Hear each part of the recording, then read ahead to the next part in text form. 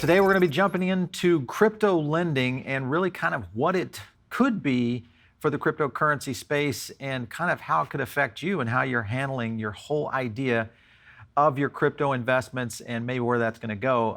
My name is Paul Barron. This is Tech Path. We're going to jump into it today with the co-founder and managing partner, Mr. Antoni Trenchev of Nexo. Great to have you on the show, Antoni. Thank you so much for having me.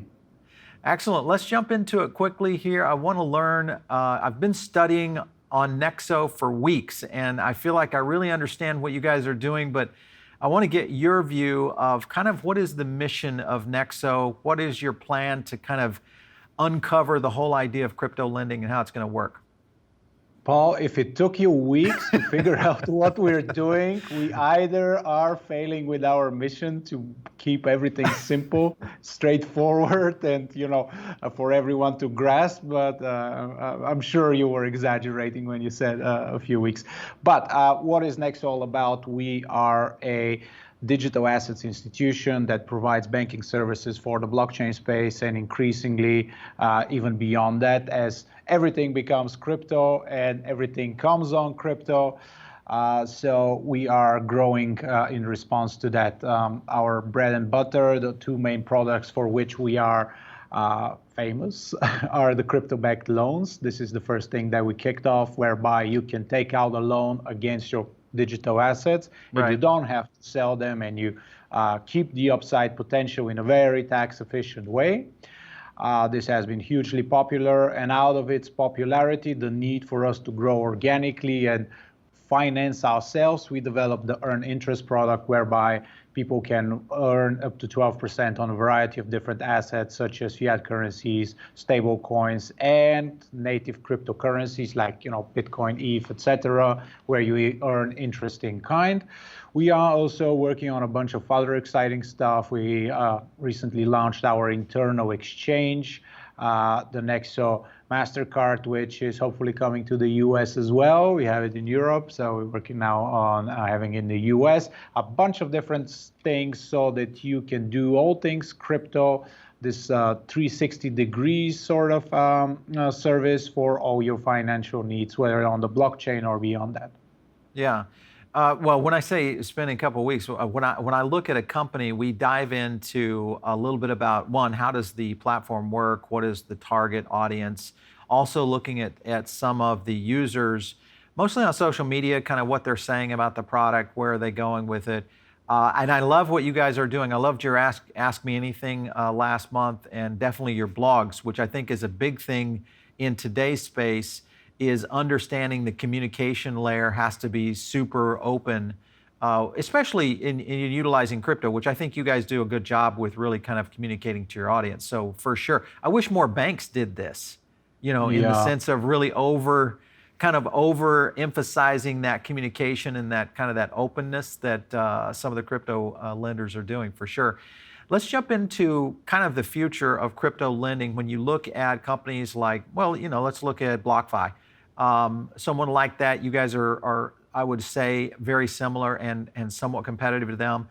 When you see the space and the potential for this, do you see this as something that where we could see crypto lending starting to really kind of move into more true banking relationships with cryptocurrency owners, much like we do with today's brick and mortar banks? What are your thoughts on that?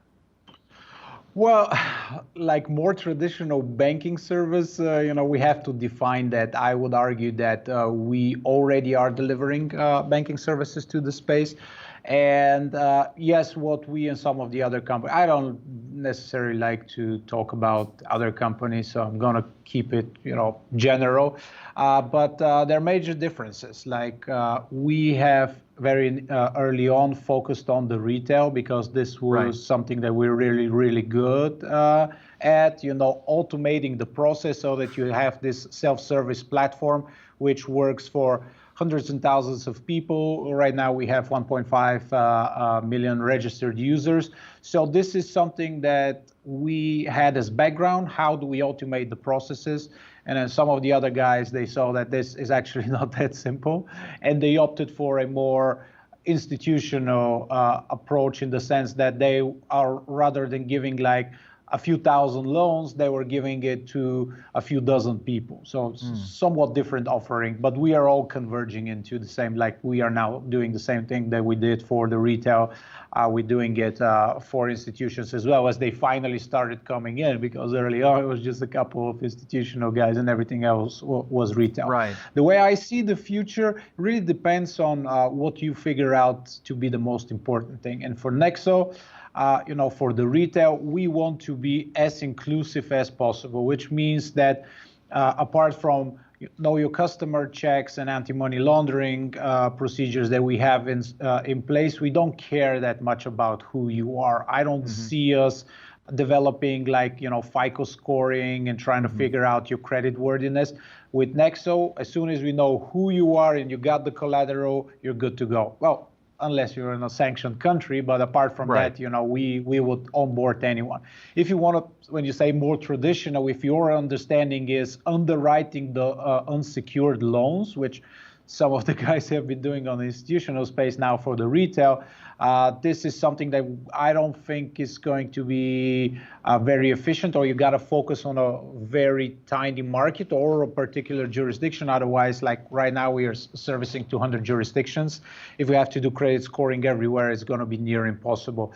So the way I see this developing is more people coming into crypto, like people getting excited about crypto, whether that's Coinbase, whether it's the stellar rise of Bitcoin, whether it's the tools and services that we give them that they're accustomed to, because it's one thing where you have to have your ledger and figure out what to do with the private keys. It's another thing when you have a co-branded card with MasterCard, which you would use as you are accustomed for decades now. So more people coming into the space because of curiosity and because of efficiency, and then the space encapsulating an even larger part of the financial sector and growing in that sense. That's how I see it, and that's the future that we have envisioned for Nexo. What other people might go, we see some experiments in DeFi where it's unsecured lending in the sense that they trying to figure out some credit scoring mechanisms. These are venues for other guys to explore. Yeah, and I would agree with that. I do like the approach where companies are coming to market with, such as yourself, coming to market with these pure collateralized approaches, which I think it somewhat democratizes the whole idea about lending. And I definitely think the model, if you've got crypto today and you're not using, and you do need some cash, and you're not using a platform like Nexo, I mean, that's insane. You should be putting as much in there into those investments as you can to kind of maximize on that. I guess what I'm looking at is, as the space gets more crowded, I'm just wondering if traditional banks could step into the space and say, hey, listen, we have access to this. Maybe we're going to open up our consideration to crypto portfolios and look at them just like anything else, which would be real estate or automobiles or whatever it might be. It's a secured asset, which I'm curious, do you feel like that market could ever actually become? Or do you feel like they're just so far away? Okay, tell me about that. Yes and no, both. Well, first of all, like I and my partner Costa, we went to New York and we met with like a significant number of the major banks. That was in 2019, and I remember them treating Bitcoin like a junk bond, to lend us against Bitcoin. They were like, okay, we need 200% of collateral, and then we're going to charge you like 16% of interest. Well, thank you very much. What do I need to charge the retail and our clients in order to make it stick, right?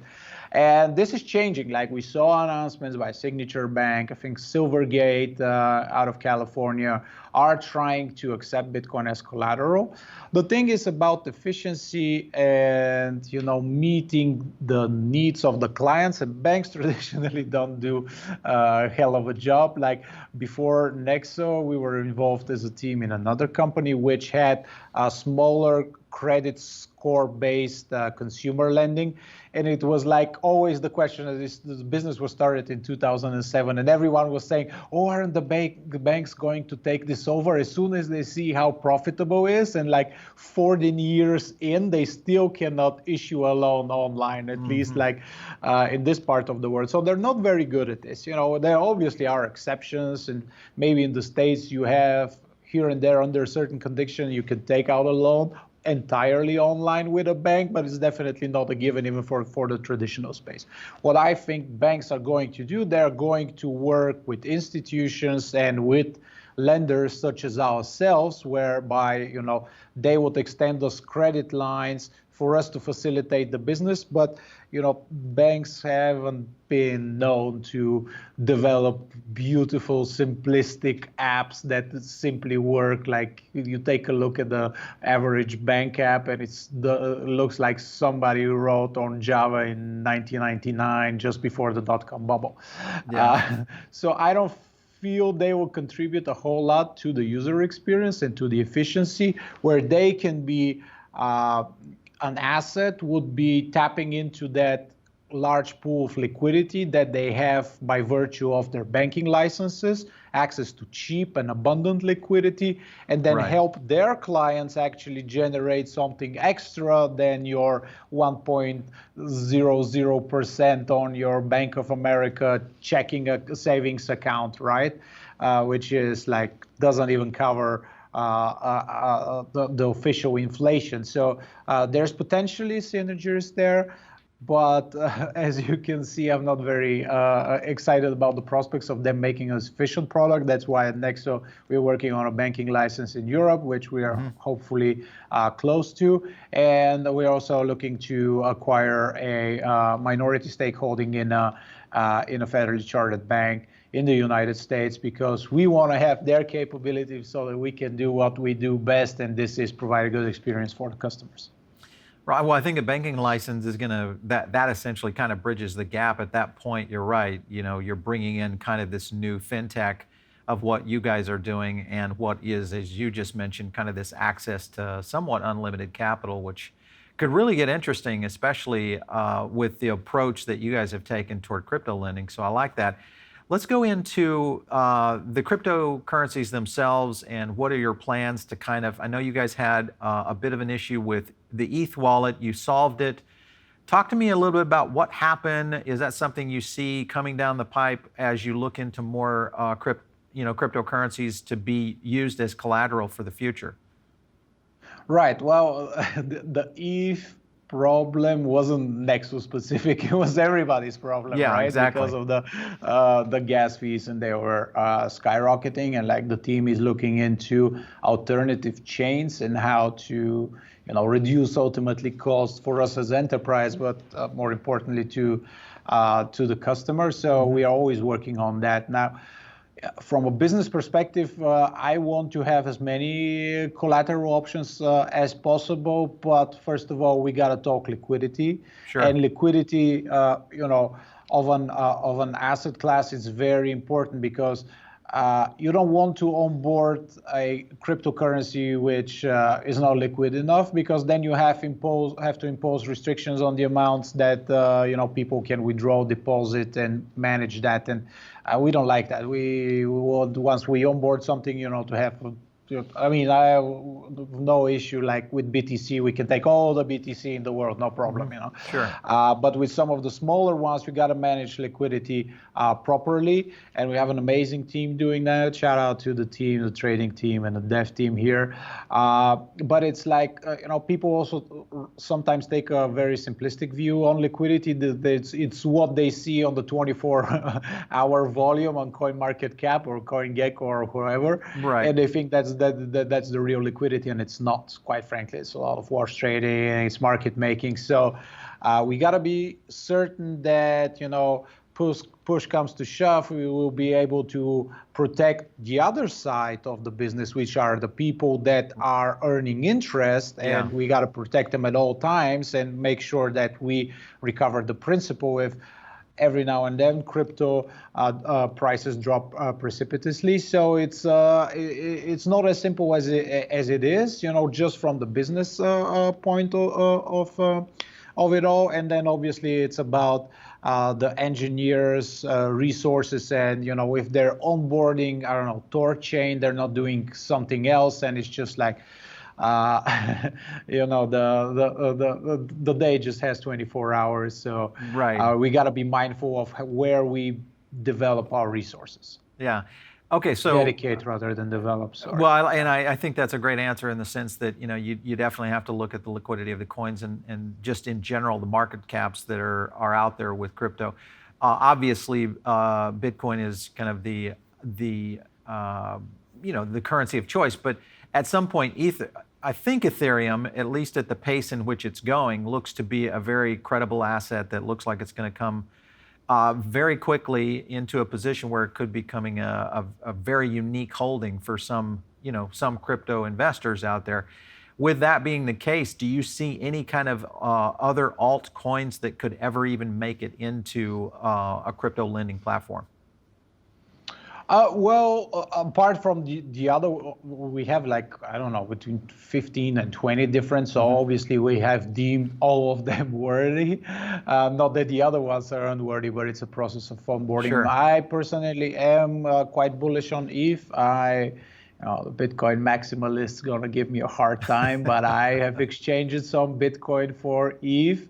Sure. With the idea that it's ultimately going to generate more Bitcoin for me. I mean, for me, Bitcoin is digital gold, and it's like my basis. I'm starting to have, I don't talk often about my personal portfolio, but I am having this mind shift, change of the mindset, where I'm starting to account certain things in Bitcoin. And in that sense, ETH is a great BTC generator for me. What else? I think that Binance token is going to continue to perform very well for a while. Some of the DeFi tokens, we have a team that's doing research on the DeFi tokens. So there are a lot of different assets that have a lot of potential, but this will be my personal number 2. You already have them on the platform, so I'm not sure I'm answering your question of what else would come, but it's quite frankly other people on the team that are doing the evaluations, and I'm not afraid to say I don't know. So yeah, I really don't know. Yeah. Well, I like the fact that you're open about the fact, hey, we could see other coins looking into it. Obviously, you guys already have a pretty good portfolio as it is right now. Let's talk about the lines of lending for those who are out there. Maybe they're just now starting to think about doing some cryptocurrency lending. What is the ratio that I can, if I've got, let's say, just a $10,000 cryptocurrency portfolio? What is the process? What are my terms? How long can I go in terms of a loan with Nexo? Kind of walk us through that. Right, with a disclaimer that it might vary from jurisdiction to jurisdiction because there are regulatory aspects which have to be taken into account. But generally how it works, if you have a portfolio of $10,000 worth of crypto assets, the highest you could go is around 50 cents on the dollar for the best assets. So meaning you would get your instant credit line of $5,000. Now, why is that? Why don't we give you 95%? Because that's dangerous, and it's dangerous predominantly to you because crypto is that volatile. And last March, we saw Bitcoin drop 48% in a day. So we have to protect, first of all, you yourself from liquidations. We don't like liquidations. We do them because we have to protect the other side, the earning side and the enterprise. So, I took part in altering this article that we have on it's on Medium, it's on our blog. I encourage everybody who is going to get involved with crypto lending to read it. It's called on why liquidations are needed and Why they protect us all, I know, catchy title, but it's a very important piece of writing. Well, not because I co-authored it, but because it, first of all, explains the whole process. Second of all, it differentiates between the different lenders and how they approach it, because we issue a price-based margin calls, and a lot of the other companies, they issue time-based, which might sound great, but if Bitcoin doesn't recover, somebody's gonna hold up and end up holding the bag, and it's usually the people who are earning. But I deviated from your question. And from there on, if you're happy with the terms, it is a flexible credit line. You withdraw the 5,000, you spend it. You can withdraw stablecoin if you want to buy more crypto. You can withdraw them in a fiat currency if you need to pay off your mortgage, go on a vacation, buy something nice for your loved ones, whatever. It is flexible in the sense that the interest gets deducted from the available balance. So for you, it's not like a term. Again, this varies from jurisdiction to jurisdiction, but it's like an open revolving credit line. And the best part of it is it's flexible in the sense that if crypto doubles, like it goes from 10,000 to 20,000, so will your credit line. So you can withdraw even more. So it's very, very efficient. You essentially do on your own terms. The rates aren't anything crazy. We go as low as 6% if you're utilizing our own Nexo token, which, by the way, has performed rather well. I think in October we were around 15 cents. Now we are at $3.40 last time I checked, which was yesterday. So, holding it to get the lending perks also came with nice capital gains as well. Yeah. All right, so 50%, how long do I have before I need to pay that back? I guess, is it just, am I paying against it or just the interest as I need it? It depends. It's up to you. Like, as long as you're staying within the loan to value ratio, you don't need to do anything. It's just like the tiny amount gets debited every day from the available balance. Yeah. And in theory, you could hold it forever. Sure. Definitely, if Bitcoin continues its steady rise, you don't need to repay it. And it's like, this has been the secret of Wall Street and Silicon Valley for the past 30 years. Like, against their stock and stock options, they just keep on borrowing. And, with the slow ascent of the capital markets and of stock prices, they never sell their assets. They just keep on borrowing it. And the best part is like the interest payments, you can write them off your tax, right? Yeah. Because like if you sell your Bitcoin at a portion, half of it is gone. It goes to Uncle Sam, which I guess it's okay in some parts of the world. You have nice roads, but that's not that's not true for every country in the world. So you got to be mindful of handling your investments. Not we're giving tax advice here. Yeah, exactly. We had Michael Saylor on. He kind of, refortifies that very position, is that you should just be loaning against or taking out credit against your assets, and then dealing with it that way, paying that percentage of interest. If I'm doing this in the United States, I've got, that 10,000 in Bitcoin that I want to, maybe it's a mix. Maybe I've got 50-50 Bitcoin and Ether. Still be with 50% the loan to value ratio. Okay, all right. Yep. And 50% loan to value ratio, what is my interest rate on that loan? It could, if you don't have any Nexo tokens, it's going to be just shy of 12% per year. Okay. And if you throw in in your wallet 10% of like $1,000 worth of Nexo tokens, it would drop to 6% per year. Oh, really? So you could only you can only drop in 10% of your wallet into Nexo tokens, and you'd get exactly. That. Okay, so you get that. That's one of the utilities. Big savings. Yeah. Wow.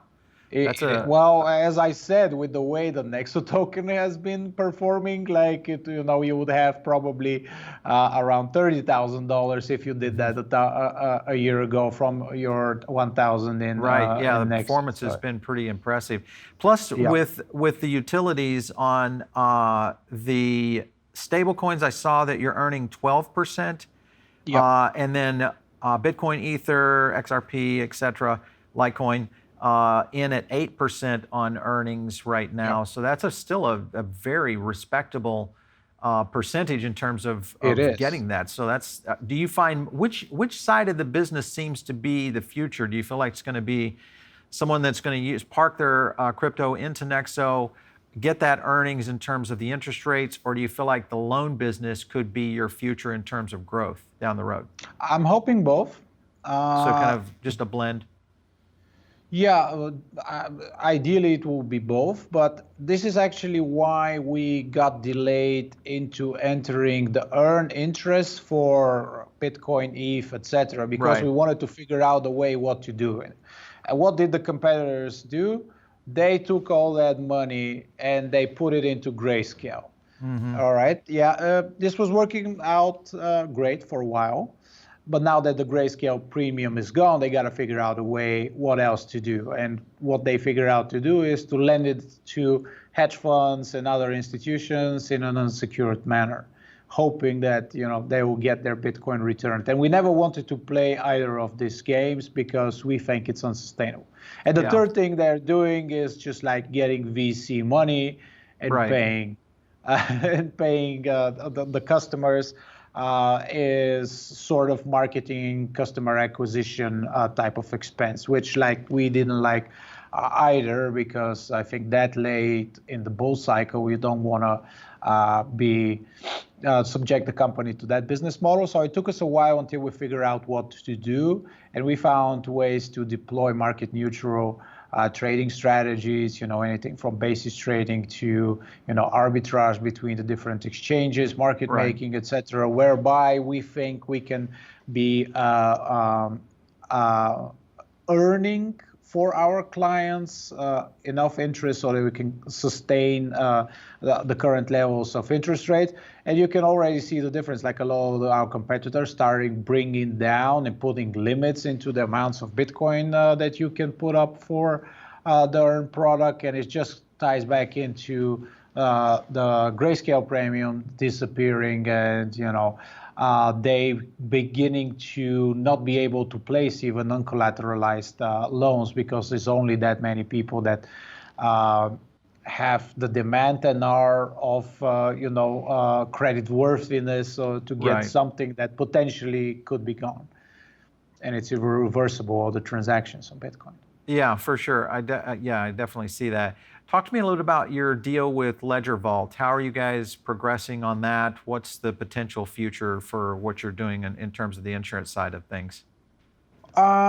We are working very closely with them. Unfortunately, to disclose more of the details, we are bound by confidentiality clauses and agreements. So you would have to wait for the official announcement for anything that is upcoming. It's not already out there. In terms of the Nexo token, because you're talking about its performance, are there any other potential profit or revenue opportunities for people who say, yeah, let's do a little conversion here, move a little bit of our crypto into Nexo? What's kind of on the roadmap there for that? Right. Well, first of all, a lot of more perks are coming with the Nexo Card, which I'm hopeful will be live in the States soon. So this is number one. Then number two, we have had this for a while now. We are sharing 30% of Nexo's profits with the token holders in the form of dividend. We have paid out three dividends so far for double-digit millions. I think it's close between 12 and 15, I forgot, million that have been distributed among token holders. We are also working on a governance element for the Nexo token, whereby the Nexo token holders will have a greater say as to how Nexo is being run, and about its future. So we right now are testing this so that we make sure that the things that we put up for the governance vote is something we can then make sure that we can implement. because we don't want to end up with having this crazy idea that people vote on and then it turns out the engineers will need 12 months to, make this happen. So we are examining that and testing that, and there will be a lot of different exciting things put to vote to the community for them to decide as to how Nexo is run, what happens next, what's we work on in terms of priorities. That's pretty cool. I think especially that open element of allowing the community to kind of get involved with what your projects could look like down the road. Nice, and that's excellent payouts for sure in terms of the token itself. You guys actually, when you started, you raised your capital on tokenization. How did that work? Well, we did a token sale in early 2008. Okay. The token sale was in March, and we were actually one of the last projects to meet their funding round because, crypto started falling quite aggressively at that time. Right. Luckily, we converted because our promise was that the funds are going to be used to fund the loan portfolio, and we converted most of the crypto into fiat. So in that sense, we got lucky. And there weren't that many places where you could borrow against the crypto at that time, so we didn't have any choice. And I remember the liquidity was just crazy back then. It's we were selling serious amounts even by today's standards, and this is pre-wash trading, pre-market making, just enormous liquidity. And it was gone the week after we finished. I think companies were not meeting even 25% of their funding goals, so we got lucky in that sense. Right. We also made a very good decision to register our offering with the SEC, which from the distance of time was a very, very, very wise move that predominantly me and Costa made as a decision. And we sleep very sound at night because of that. And that was essentially the story. A month later, we delivered the live platform. Actually, this Friday, if I'm not mistaken, this Friday is April the 30th. It's the 3rd anniversary of the platform going live, and anyone who knows a thing about crypto knows that 3 years in crypto equal at least 30 years in real life. So we have been around the block. I like that. Antoni, when you look at the market for crypto lending worldwide, there's a lot of companies moving into the space. Obviously, it's a very, it's a huge fintech play that I think a lot of companies are trying to figure out. What do you see in terms of the total market potential for what's happening in the cryptocurrency loan side of things today? Right. Well, in terms of total addressable market, we will very soon be in the trillions. If some of the things that are being developed right now are here to stay, it's going to get gargantuan. Already crypto is at 2 trillion, so this is significant in and on itself. It's funny, I remember when we started out and we were this is crazy, there are 1,600 cryptocurrencies, right? And now you go on CoinMarketCap and it's close to probably 10,000 by now. The number goes up every day. So this is growing. Obviously, not everything is going to be a success, but the tokenization of the world. Last year, we kind of, I think that the narrative slowed down because there were some real life challenges into that. But I think ultimately this is going to be happening. Then the tokenization of stocks, what Binance and FTX and some of the other guys are doing. If they figure out how to do that in a compliant way, this could potentially be huge. If NFTs after the bubble burst, and there's going to be a bubble burst, and out of this, just like crypto burst in 2018, hopefully it will recover and develop into something meaningful. A lot of different things that potentially, if they get big enough, significant enough, if they stick around long enough and they get the needed liquidity, like the total addressable market for crypto lending is definitely in the trillions. Yeah. In terms of the markets geographically, do you find more activity potentially in the US, Europe, Asia? Is there any one area of the planet that seems to be migrating more toward the crypto lending platforms? Not really. It's very difficult. When people ask me where are your clients coming from, and I say all over the place, like because this crypto, it's like crypto, it's global. You have you have crypto whales in Sudan, and then in Iceland, and obviously in New York, in California, but they're all over the place. So it's very difficult to, to probably assess it, because like you could have this whale in Iceland, and that would appear like Iceland is a very large portion of the business, which like it might be just a couple of people. So it slightly distorts the picture. But obviously the US is huge, and Southeast Asia, the Asians are just like, when they like something, they go all in. So a lot of business there. Europe, countries where they have capital currency restrictions, like Turkey.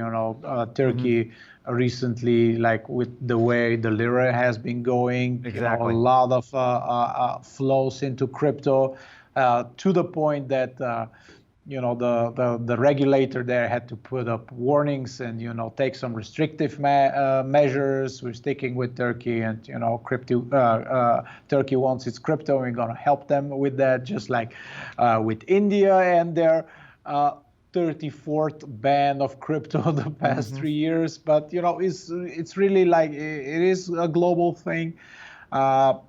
Southeast Asia and the United States, if I had to, pinpoint two regions that have the largest potential, it doesn't surprise anyone, as the world's richest economies are based there. For sure. All right, last couple of questions here. When you look at companies like Coinbase, just here recently going IPO, struggling a little bit on Wall Street right now with their current stock price, for fears that we're going to see a lot of exchanges really get pressure on going to zero in terms of the cost for trades, which is very Robinhood-esque. Do you feel like that is going to be the case with these exchanges, of having to go to a zero transaction fee and working out other ways to make revenues? Right. You do know that one of the two Robinhood founders is also Bulgarian. So shout out to Vlad Tenev. Vlad, yeah. But yeah, he's Bulgarian. But the thing is, like, Robinhood, they have a zero commission policy, but they also have significant revenue streams from other sources. I'm not going to say anything more. Everybody knows what Everybody knows. Everybody knows. But so it's like, it's a matter of, there's no problem in pivoting.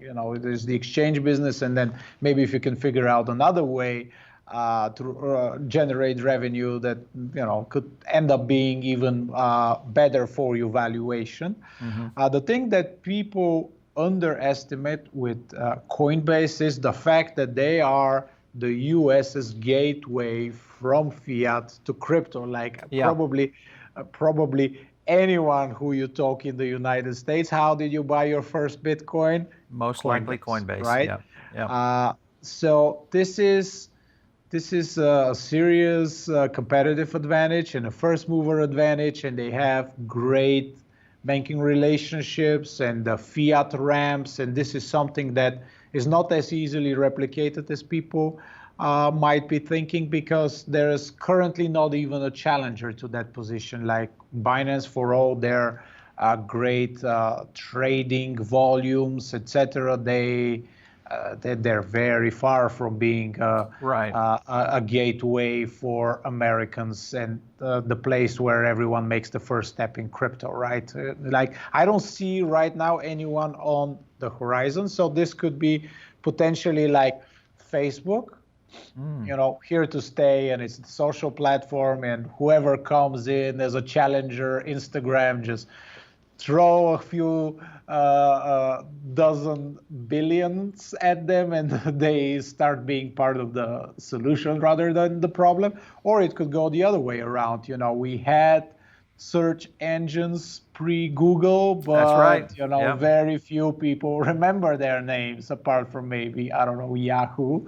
But so, it really depends on the company and how it manages. But right now, I think they have very, very solid fundamentals in terms of revenue. Like their last quarter is better than the combined year, and people were freaking out. Oh my God, the insiders are selling Coinbase stock. Well, this is because they did a direct listing. It's not an IPO. They weren't issuing more stock. They weren't fundraising. So obviously somebody has to depart with their stock, right? Sure. So it's a little bit of a misunderstanding. I think they have a good thing going, but success is an unfaithful girlfriend. You have to fight to keep her her constantly. happy. So her happy, and it's a struggle. It's a struggle, and it's no different for Coinbase, but they have a very good setup from which to work from.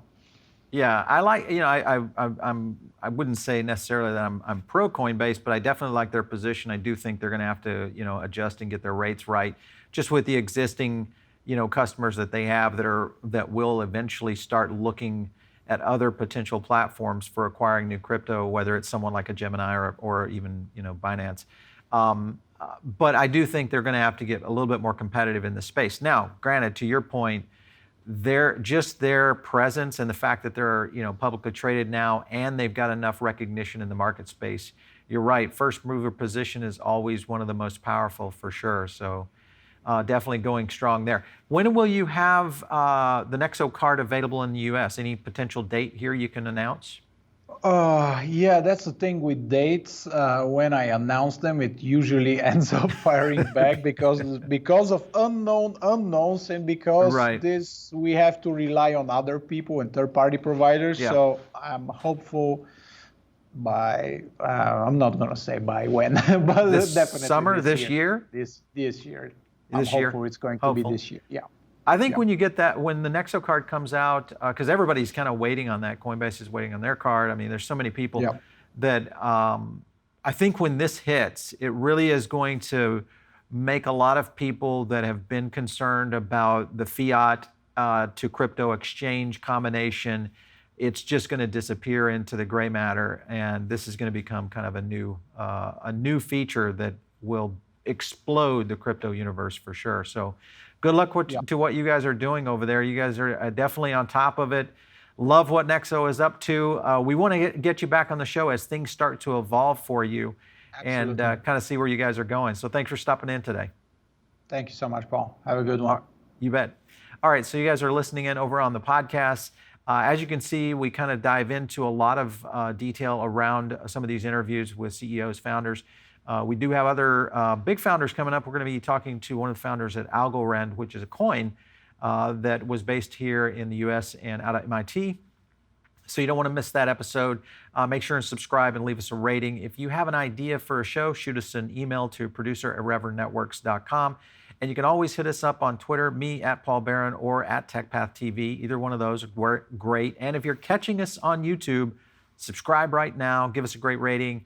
And also, we love your comments. That's another way we kind of get that feedback going strong, and we're getting a ton of them. So thanks again for stopping in on another episode of TechPath. We'll catch you next time.